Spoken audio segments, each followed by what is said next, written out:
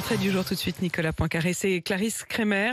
C'est une navigatrice qui vient de perdre son bateau pour cause de maternité. Oui, et elle le vit très mal et on peut la comprendre. Clarisse Kremer est une navigatrice professionnelle de 33 ans. Elle est surnommée la Machine. C'est une Parisienne qui a découvert la voile pendant ses études à HEC. Elle a ensuite gravi les échelons du Tour de France à la voile, à la solitaire du Figaro, jusqu'à parvenir au sommet. Participer en 2020 au Vendée Globe, la course la plus dure et la plus prestigieuse, le Tour du monde en solitaire et sans escale. Elle termine 12e et bat le record féminin de l'épreuve. Son sponsor Banque Populaire décide alors de la suivre et d'acheter un nouveau bateau pour la prochaine édition du Vendée Globe qui aura lieu en 2024. Clarisse Kremer prévient à ce moment-là son partenaire qu'elle a un projet de bébé, ce qui ne semble pas poser de problème. Et de fait, elle donne naissance à une petite fille en novembre dernier. Mais entre-temps, le règlement du Vendée Globe a changé.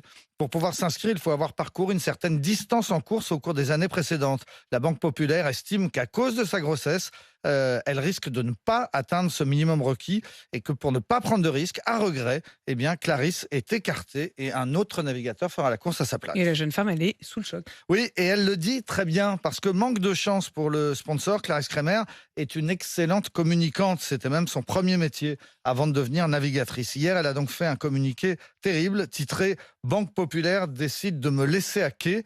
Elle affirme que selon elle, elle avait le temps de faire assez de courses pour pouvoir se qualifier, mais elle constate que Banque Populaire est prêt à assumer tous les risques d'un trimaran géant, tous les aléas naturels liés à la course au large, tous les risques, sauf le risque de la maternité.